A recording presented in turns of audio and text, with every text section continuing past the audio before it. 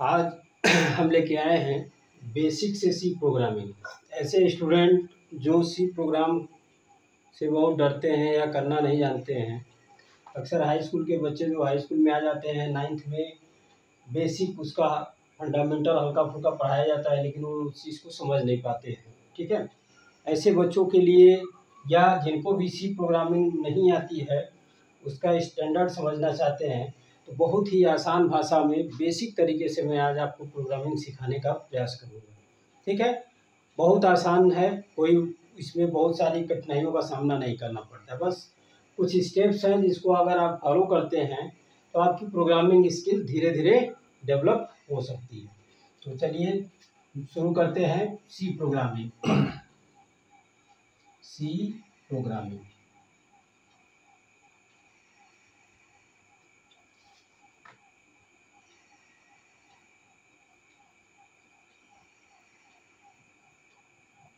ये क्या है? एक HLL भाषा है। HLL का मतलब हाई लेवल लैंग्वेज।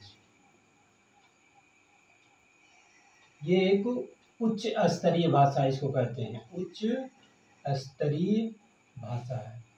ठीक है, उच्च स्तरीय भाषा जिसका निर्माण डेनिस रिची ने 1972 में। कब? 1972। Dennis Ritchie. ठीक है, AT&T Bell lab. AT&T Bell lab, lab का मतलब लेबोरेटरी। अमेरिका की ये लेबोरेटरी है, science and physics and science technology की लेबोरेटरी है, कंप्यूटर साइंस की, जहाँ पे निर्माण होते हैं सॉफ्टवेयरों के। ठीक है, एंड हार्डवेयर कंपोनेंट्स के निर्माण होते हैं। तो AT&T बेल लैब में किया था। किसने किया था? डेनिस रिची नाम के वैज्ञानिक ने। कब किया था? 1972। कुछ किताबों में लिखी होती है 1980 के दशक में। 1980 के दशक में, तो दशक का मतलब 10 वर्षों का जो समय होता है उसको दशक बोला जाता है। तो 1971 से लेकर 80 के बीच के जो समय होंगे वो क्या होंगे? दशक के रूप में कहे जाएंगे। ठीक है, तो ये डेनिस रिची ने किया था। अब इसमें क्या है? ये एक प्रोसीजरल भाषा है। प्रोसीजरल भाषा है यानी कि स्ट्रक्चर पे आधारित भाषा है। स्ट्रक्चर पे आधारित भाषा है। तो इसमें प्रोग्राम लिखते समय क्या होती है कि कोडिंग बहुत ज़्यादा लिखना पड़ता है। ठीक है, लेकिन इसी के सापेक्ष कुछ नए जो भाषाएं डेवलप हुई इसके बाद 1980 के बाद में, वहाँ C++ है जो उपस भाषा कही गई। ठीक है, तो ये हमारी प्रोसीजरल भाषा है। साथ ही साथ इस भाषा में कुछ लो लेवल लैंग्वेज के भी गुण मौजूद हैं। ठीक है, गुण, ठीक है, मौजूद है। अर्थात इसलिए इसे हम मध्य स्तरीय भाषा भी कहते हैं। हाई स्कूल, यूपी बोर्ड के हाई स्कूल में कभी कभी क्वेश्चन आता है क्या 2 नंबर का कि सी भाषा को हम मध्य स्तरीय भाषा, मिडिल लेवल लैंग्वेज क्यों कहते हैं? तो ये दोनों गुण रखता है, एक तो हाई लेवल लैंग्वेज के और साथ ही साथ लो लैंग्वेज के भी इसमें कुछ फीचर्स मौजूद हैं। इस कारण हम इसको क्या कहते हैं? मध्य स्तरीय भाषा कहते हैं।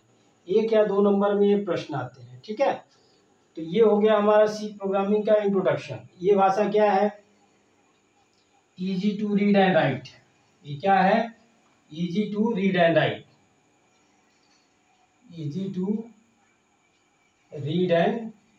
राइट। क्योंकि आप जानते ही होंगे हाई लेवल लैंग्वेज की क्या विशेषताएं होती हैं। पढ़ने लिखने समझने में क्या होती हैं? आसान होती हैं, अपेक्षाकृत जो असेंबली भाषा है या लो लेवल लैंग्वेज है या मशीनी भाषा, उसके सापेक्ष क्या होते हैं? HLL जो होते हैं वो क्या होते हैं? Easy to read and write and also in learn. याद करने में भी क्या होते हैं? वे आसान होते हैं। चलिए अब हम लोग समझते हैं कि इसके प्रोग्रामिंग को जब हम करते हैं तो कैसे इसकी प्रोग्रामिंग की प्रक्रिया को की जाती है। सिंपल से स्टेप में इसका हम स्ट्रक्चर देखेंगे। Structure of C program. यानी कि सी प्रोग्राम की संरचना, सी प्रोग्राम की संरचना। बहुत सारे ऐसे बच्चे होते हैं हाई स्कूल वाले जो थोड़ा सा इंग्लिश में नहीं समझ पाते हैं, ठीक है, और प्रोग्राम प्रश्न में आता है तो उस चीज़ में थोड़ी सी दिक्कत होती है, इसलिए दोनों हम लिख रहे हैं, इंग्लिश और हिंदी दोनों में, ठीक है। तो सी प्रोग्राम की संरचना में क्या होगा, तो सबसे पहले हम लोग लिखते हैं हेडर फाइल। तो हैज इंक्लूड stdio.h। अब यहाँ एक चीज़ ध्यान दीजिए, stdio.h, stdio का मतलब standard input output header file, ठीक है। ये क्या है, स्टैंडर्ड इनपुट आउटपुट का शॉर्टकट है। और ये .h एक्सटेंशन नेम .h, यानी कि ये बताता है हमारा क्या, हेडर फाइल के बारे में बताता है कि ये एक हेडर फाइल है। फिर मेन फंक्शन से इसकी शुरुआत होती है और बीच में हमारे सभी स्टेटमेंट, एक्सप्रेशन, जो भी चीज़ लिखना होता है हम लोग यहाँ लिखते हैं स्टेटमेंट्स, ठीक है, ये हो गए। और फिर प्रोग्रामिंग हम क्या करते हैं, यहाँ पे बंद कर देते हैं। सी भाषा में ये जो ओपन और क्लोज होता है ब्रैकेट, इसको बोलते हैं डेलीमीटर, डेलीमीटर इसको बोला जाता है। ये सभी लाइनें हैं, ये लाइनें क्या होती हैं, हमारी स्टेटमेंट होती हैं, एक्सप्रेशन होती हैं, जो हम प्रोग्राम में लिखते हैं, ठीक है। और हर एक स्टेटमेंट की समाप्ति किससे होती है, सेमीकोलन से होती है। और मेन फंक्शन से हमारे प्रोग्राम की क्या होती है, शुरुआत होती है, ठीक है। हैज इंक्लूड stdio.h, ये जो है ये हमारा क्या कहलाता है, हेडर फाइल, हेडर फाइल, जिसका विस्तारक नाम एक्सटेंशन नेम जो है विस्तारक नाम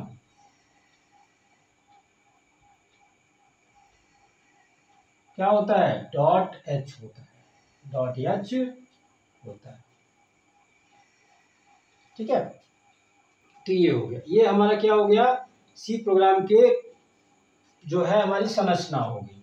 अब इसी के अंदर हम प्रोग्राम को लिखेंगे, वेरिएबल डिक्लेयर करेंगे, एक्सप्रेशन लिखेंगे और ओपन और क्लोज डेलीमीटर के अंदर ही हमारे सभी स्टेटमेंट्स को लिख के उसको एग्जीक्यूट कराया जाएगा, ठीक है। चलिए एक सिंपल सा प्रोग्राम देखते हैं,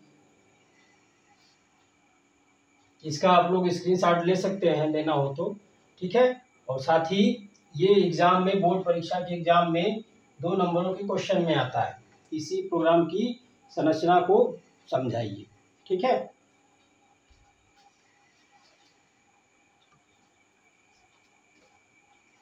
चलिए एक प्रोग्राम देखते हैं,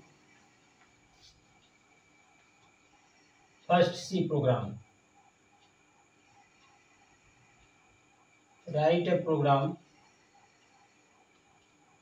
इन सी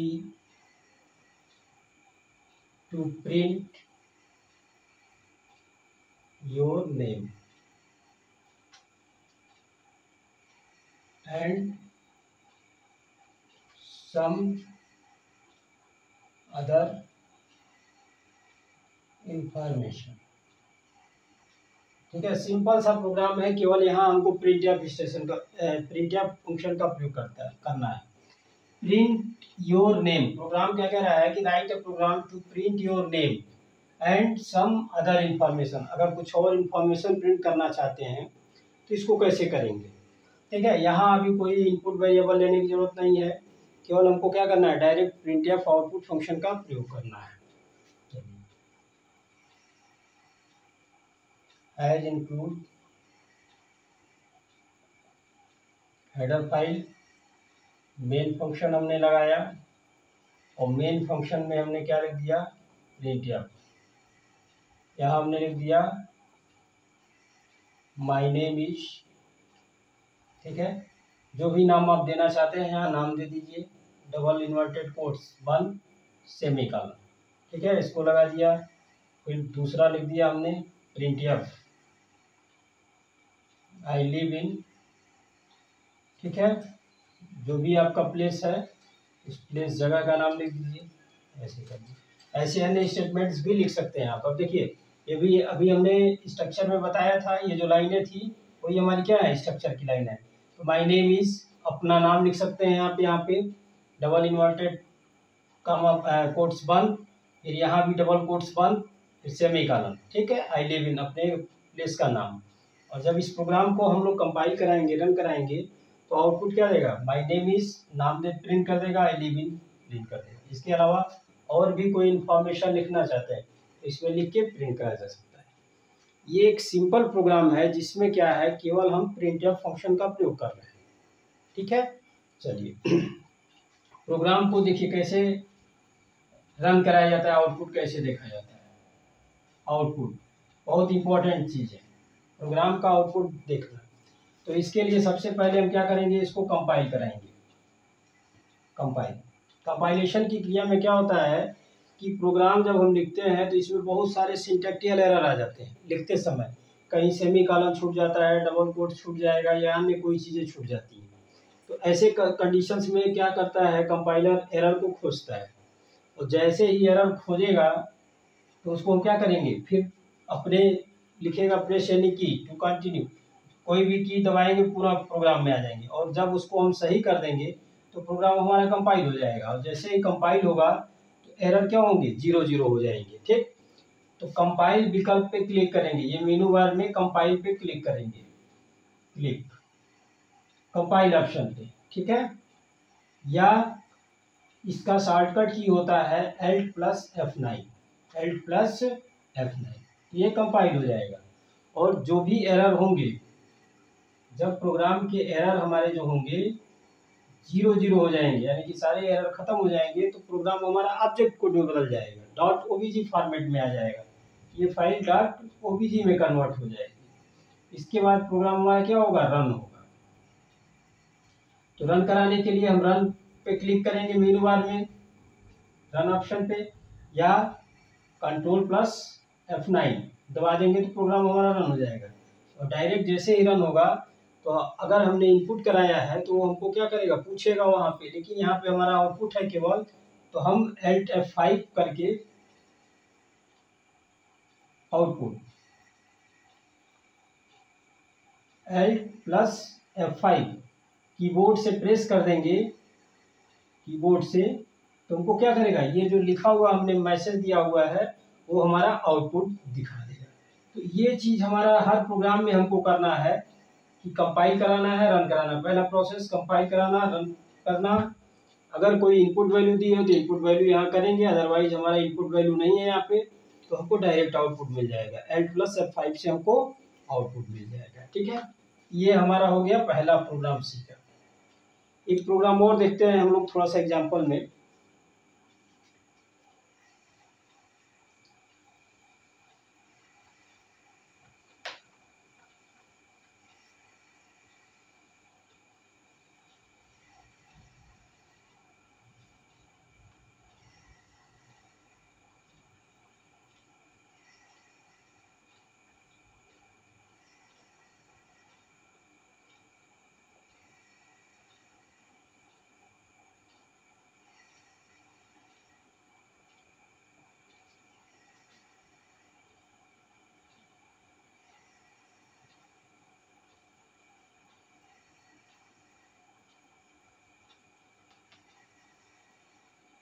Write a program to input any two number and find their sum। दो नंबर इनपुट करके हमको क्या करना है, उसका सम ज्ञात करना है। सम यानी कि टोटल ज्ञात करना है। इसके लिए फार्मूला क्या हो जाएगा, हम लिखेंगे सम इक्वल टू A+B। A+B क्या है, हमारे ये जो दो नंबर है जिनको हम क्या कर रहे हैं, इनपुट एनी टू नंबर, दो नंबरों को इनपुट कर रहे हैं, और इसका क्या निकालना है हमको, सम। तो सम इक्वल टू हमने कर दिया A+B, या हम ले सकते हैं variable sum equal to num1 plus num2, ठीक है, num1 या num2, या हम ले सकते हैं सम इक्वल टू x+y। ये सब क्या है, हमारे वेरिएबल हैं। वेरिएबल हम कुछ भी ले सकते हैं, ये variable according to the user होता है। जो भी हम वेरिएबल देंगे वो प्रोग्राम में क्या होंगे, हमारे प्रोग्राम में उसका प्रयोग किया जाएगा। ठीक है, तो ए बी ले लें पहले के लिए, दूसरे के लिए बी ले लें, या num1 num2 ले लें, एक्स ले लें, वाई ले लें, जो भी लेंगे। ठीक है, ऐड जोड़ना है तो add equal to num1 number 1 plus number 2। Means जिस प्रकार का हम वेरिएबल लेना चाहते हैं यहाँ पे ले सकते हैं। तो मान लिया हम ऊपर वाला ही एक वेरिएबल ले लेते हैं, sum equal to A plus B. तो ये जो दो वैल्यू है इसको हम इनपुट करेंगे, इनपुट करना है। तो इनपुट करने के लिए क्या किया जाता है, सी प्रोग्राम में स्कैनएफ फंक्शन का प्रयोग किया जाता है इनपुट फंक्शन के लिए। और जब ये दोनों का मान इनपुट कर देंगे ए और बी का, तो आउटपुट मिल जाएगा जो कहाँ आ जाएगा, सम में। तो इसको प्रिंट कराएंगे किससे, प्रिंट एफ फंक्शन से। तो ये प्रिंट एफ क्या हो गया, आउटपुट फंक्शन हो गया। ये क्या हो गया, आउटपुट फंक्शन हो गया। और स्कैन एफ क्या हो गया, इनपुट फंक्शन हो गया। ठीक है, चलिए देखिए कैसे ये बनेगा प्रोग्राम। तो ए और बी का मान हमको देना है, तो प्रोग्राम बिल्कुल लिखेंगे वैसे ही।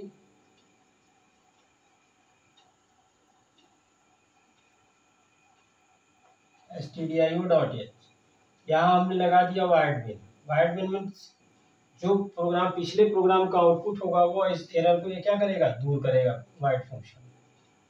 इंट, इंट क्या हो गया, ये डेटा टाइप हो गया। इंट क्या हो गया हमारा, डेटा टाइप, इंटीजर प्रकार का हमने लिया है।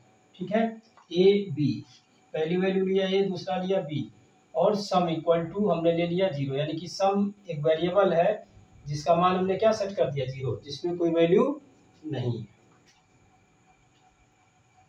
प्रिंट एफ मैसेज देंगे, इंटर दी वैल्यू ऑफ ए, ए का मान इनपुट करिए। स्कैन एफ %d %a, ए का मान यहाँ पे इनपुट हो गया। ठीक है, फिर प्रिंट एफ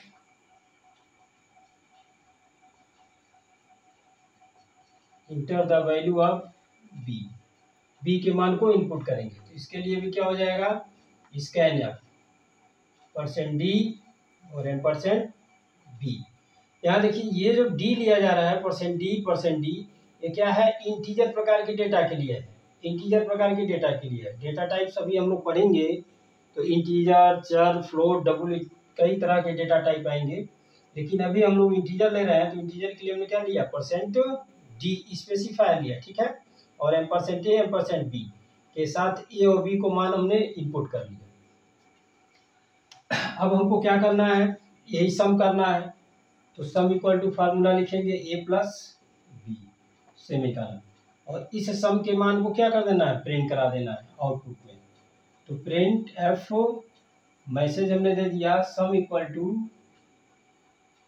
क्या, सम में स्टोर हुआ है दोनों का मान, तो यहाँ पे सम सेमीकोलन। बस ये हमारा प्रोग्राम हो गया कि ए बी दो इनपुट वेरिएबल लिए, सम हमारे आउटपुट के लिए हो गया। इंटर द वैल्यू ऑफ ए का मान इनपुट कराया, स्कैन एफ से उस मेमोरी लोकेशन पे ए के मान को रख लिया, फिर बी के मान को इनपुट कराया, यहाँ पे ये स्कैन एफ इस मान को इनपुट कर लिया। अब सम फार्मूला हम डायरेक्ट लगा दिए, ए और बी का मान यहाँ से मिल जाएगा, जो भी हम मान देंगे स्टोर कर लेगा सम में, और इसी सम को क्या करेंगे, हम प्रिंट करा देंगे। प्रोग्राम का आउटपुट कैसे आएगा, आउटपुट प्रोग्राम को कंपाइल करना और रन करना जान ही गए हैं। डायरेक्ट जैसे ही कंपाइल और रन कराएंगे तो पूछेगा enter the value of A, enter the value of A हमने दे दिया 10। फिर दूसरा मैसेज क्या दिया है, enter the value of B, enter the value of B हमने दे दिया 5। ए और सम करेगा तो सम इक्वल टू क्या मैसेज दे दिया हमने, सम। तो सम इक्वल टू 10 धन 5 कितना हो जाएगा, 15। ये हमारा आउटपुट आ जाएगा। ठीक है, तो बिल्कुल ही सिंपल प्रोग्राम है, कोई दिक्कत नहीं है। केवल हमको वेरिएबल डिक्लेयर करना है कि किन किन वेरिएबलों को हमको इनपुट में लेना है। सबसे जरूरी काम पहले डाटा टाइप और वेरिएबल को डिक्लेयर करना है। उसके बाद क्या मान इनपुट कराना है, इनपुट कराए, फार्मूला लिखा और फिर जो प्राप्त हमारा वैल्यू है, रिजल्ट है, वो किस वेरिएबल में प्रिंट करना है उसी को हमने क्या किया यहाँ पे प्रिंट करा दिया। ठीक है, ये सिंपल प्रोग्राम हो गया।